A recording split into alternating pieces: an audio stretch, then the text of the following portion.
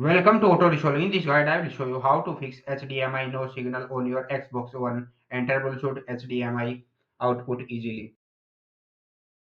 Fix 1. Check HDMI cable and port. Step 1.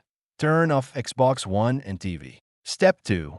Unplug the HDMI cable from both Xbox and TV. Step 3. Reconnect the cable securely to a different HDMI port on TV. Step 4.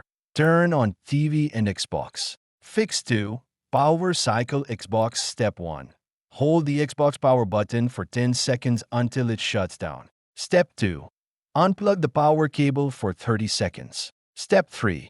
Plug it back in and turn on Xbox. Fix 3. Change TV input and resolution. Step 1. Make sure TV is set to the correct HDMI input. Step 2. If no signal, start Xbox in low resolution mode. Press and hold Xbox plus eject buttons while powering on. Xbox boots in 640 x 480. Step 3.